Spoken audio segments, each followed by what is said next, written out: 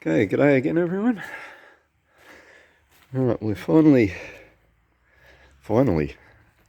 been 2 weeks of mucking around, changing, yeah, well and truly over it.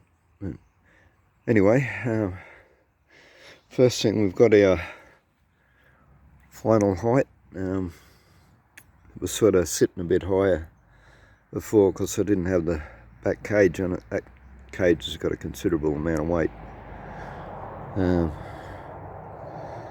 So yeah, that's basically its final height for probably permanent. That's probably plenty enough anyway. I don't think I go higher than that.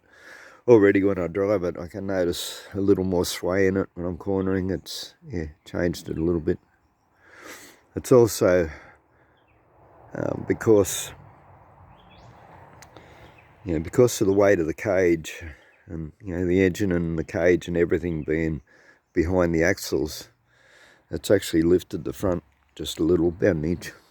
Because the front's now sitting an inch higher than it was. So yeah, as I explained in a previous video, I also made a mount for a tow bar. Run out of black paint at the moment. That's primer on there, so I'll get some more paint on that next week. Yeah,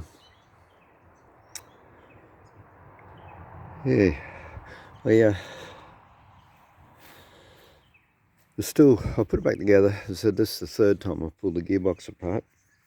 So, gone into detail on other videos, and this time I was absolutely confident that I got the first, second gear selector back in its original position, or the position it was in when I got the gearbox. And whether that's original or not, I don't know. But yeah, I put it back together, went for a drive, and it was still jumping out of first. Like, actually even more than it was originally. So, and that, yeah, I got really stressed. I thought, oh no, I'm gonna have to pull the whole engine and gearbox out again, and yeah, stressed to the max. And then I was sitting down and I thought about when I was actually putting it back together, when I was hooking up like the shaft that's in the body of the car to the gearbox, the gear shaft. Thinking of how I was like, and the gearbox was only in neutral, and I was still having difficulty pushing it back, or pushing the gear stick, the gear shaft back far enough to engage the gearbox and get the grub screw in. And I thought, I wonder what happened if I changed the position of the gear shifts, because this is movable, see? There's 2 half-inch bolts here, well, not a half-inch, that's 13mm. And yeah, you can actually see, because I put the carpet around where I had it before, and you see I moved it, fair bit actually, probably close to 10mm. And yeah, it's fixed the problem. Doesn't jump out of first anymore. So it probably would have fixed the problem of jumping out of first in the beginning before I even pulled the gearbox apart the second time. But however, it wasn't located right, as I explained in other videos. I made a notch in the wrong place and then made a second notch, and yeah, when I put it back together, I put it in the second notch, or the wrong notch, which was about 1mm out. And that was enough so that when you pulled it in, if you pulled it into second and then pushed it that little bit, you'd grind against the other gears. So yeah, it basically still had to be corrected. It had to be pulled out, the gearbox. But yeah, so if you're having it jumping out of gear, it may not be the gearbox. So yeah, try just moving your shifter a little bit, see if it fixes the problem. So, but anyway, yeah, that's a whole lot of stress off my mind now. And yeah, however, I still got to pull the engine out again at some point. But because this is really annoying. Like, I get annoyed at myself for this because I had the engine out, I had the fan cowling off, and I've got a little bit of oil seepage out of the cylinder head. And considering there's no oil galleries or anything in there, like the oil comes up through the push rods, so yeah, which are separate. But being a flat motor, it probably gets a bit of oil sitting in the in the bottom of the cylinder. I want to say the bottom, you know, the ground side of the cylinders, because they're flat, and that sort of seeps past the rings overnight. You generally get that little bit of startup smoke, and yeah, probably if it was rebored and new rings, pistons, if it's imperfect, you might not get that. But yeah, it's not worn enough to worry about it. Just going to have that little bit of startup smoke. It's not a problem anyway. But yeah, as I said, I was getting to is that I then, after I'd got it all back in and got all the carby working and everything, and I then went to retorque the head and realised that 4 of the bolts are behind the fan cowling. So it can only be done while the engine's out. So, but anyway, as I said, it's going to have to stay like that for a while now, because I'm not in any hurry to pull the engine out again. As with the carby, had a whole lot of dramas with that too. Just explained in the last video. And adding to those carby problems was the vacuum advance not working on the distributor. And yeah, as I said, I got 2 carbies, one off a red, this one's off a grey. Grey motor Holden, they're a Stromberg. And this one wouldn't idle properly. You couldn't take off unless you gunned it or it'd stall. And I get it idle, but yeah, the initial point of acceleration wasn't working properly, and I thought, okay, well, I should start checking other things. So I checked the points, they were okay. Took the vacuum hose off. I was about to put the time light on it and check the timing again, and I thought I'll just test and see if the advance is working. So yeah, put the hose in my mouth and tried to make it move, nothing, and then I blew through it and realised that the diaphragm in here was busted. And yeah, so that gives you 2 problems. One in that your timing's not advancing, which is the whole reason before that it was revving out and not really getting anywhere, not getting a whole lot of speed. Didn't have the amount of acceleration it should have had. But the other issue, and this is why this carby is failing, is it was sucking air in through this busted diaphragm. So anyway, yeah, it's running reasonably well now. It's probably still a little bit down on acceleration. I think it could go a little bit better. Part of that issue is in that the spray pump, the accelerator sprays a jet of fuel. When you accelerate and that pump, the seal on the pump's worn out, it's barely working at all. So I'm going to order a kit for it, only because that's the only way I can get that new pump seal. It doesn't need anything else in the kit, but it's only kit's only gaskets and things, and these are all working. So it comes with a new needle jet and a new needle and seat, float needle, but they're fine as well. The needle, the air screws are a little bit worn, so I'll probably put the new one of that in it. But yeah, then when I get, I had the red one on the red carby had it idled fine, it accelerated fine to a point, and then it just had a big flat spot backfired and carried on, and yeah, it just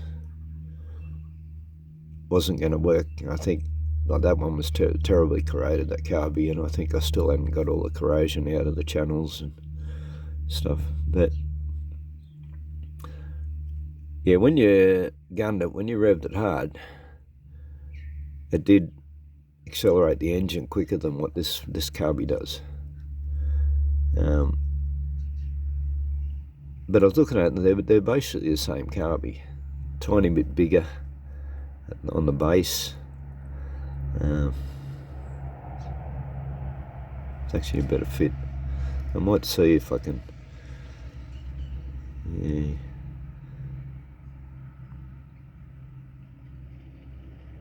So, it probably won't make any difference. Changing the base, this base actually works better with the cable and stuff anyway. But what I might do is swap out some of the jets. It's actually got bigger jets and stuff in it, so yeah, when I get this kit with a new pump, I might fiddle around with it and swap the jets over and see if that makes a difference, because I think the actual carby's based at the same size. I haven't measured the venturis in it. Whether this has got a smaller venturi, I don't know. Anyway, I'll play around with that a bit further. Still got to get a choke cable. Yeah, it's going to be a drama. It's got to run. Can't. I probably could, but yeah, you can't buy an off-the-shelf cable long enough to run up to the dash. So there's going to have to be, down near the gear shift or something like that. But yeah, it does need it. It won't idle when it's cold. The other thing with the red carby's got a little cap, fits around here. You see where my finger is? On here, little cap that's to lift up. It's probably a breather or something for the pump, but that won't fit on with the way I've got this air filter running. There's not enough room for it, and yeah, like I could probably change it if I absolutely had to, but yeah, the grey matter cap doesn't have an issue, so yeah, I don't know whether that little air cap that fits over on the other carby actually affects the performance or not. I suppose there has to be a reason why they did that, put that little vent in the cap, but yeah. Anyway, that's for playing around with that another time. You see up here, I've also put a rain cover over the top of my filter. This is the issue you get with pod filters, and this is the first time ever that I've had a pod filter on a car, but I've had these pod filters on motorbikes and they get wet, suck water into your engine, don't run properly. Every bike I've had that's had a pod filter, you avoid riding in the rain because it just sucks water in. So, and on here you get a lot of water coming down here, pouring straight into there. And there's a little bit of a lip on the boot, but it doesn't really stop it. So yeah, there's actually a lot of water comes in there, and it also comes through these vents. And yeah, so hopefully that cap is enough to keep the water off it, keep my filter dry. The other issue is that I don't have anywhere to run the breather hose. At the moment I've just got it curled around down here, enough so it won't get water running into it.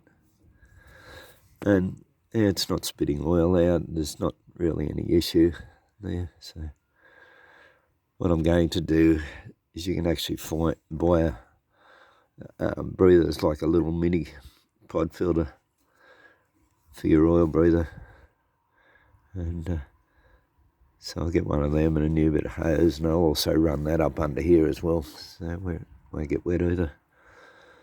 But in the meantime, it's not really an issue, so just do it anyway, like especially before I go out in the dirt. I won't be drawing dirt back in through the breather.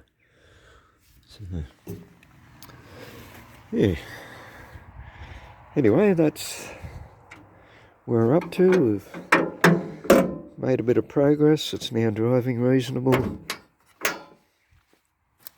And yeah, a few more little things to do. I would actually, at some point down the track, probably a long way down the track actually, I'd like to actually remake that cage out of alloy, take a bit of the weight off it. And then, yeah, because that'll drop the front a little bit, so.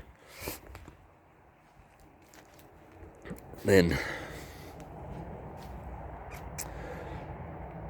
yeah, it's a pretty complex process, lifting the front. Not simple like the back. You can't just do a suspension lift. You gotta keep all your steering geometry intact. And yeah, might happen. At the moment, I think we're fairly good on the height. So,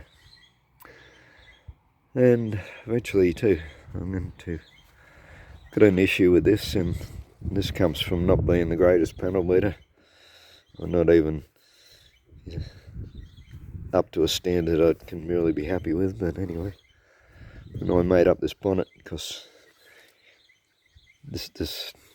there is an original bonnet that used to come down to here, so I cut all that up and changed it and used the pieces out of here to put into here and whatever, but my panel beating's not up to scratch, and yeah, I took a lot of putty and that putty's now cracking, which means it's also going rusty underneath it. And I had thoughts about digging it out and redoing it and trying to I don't know, put an extra lip all around the outside edge so it's not flexing as much. And I thought, well, the better idea is to just remake it out of fiberglass. End of problem. Won't ever have crack, won't ever rust. And the issue too with the rust, I'm not sure where. I think it's actually coming through this vent. There's a channel there and there's a water thing to take it out, but I think it's actually blowing past it into this inner panel, which runs down to here, because yeah, I've had to drill a hole in the front of it. It was filling up with water down the front, because it's all starting to go rusty again under there. But it could also be coming in under the sides, because the lip starts here. It doesn't continue up, so it's quite possible it's actually running down there and then down through the lip. And yeah, anyway, so if I make it fiberglass one, whether or not I'll put the vent there, I don't know. Probably won't. I might look at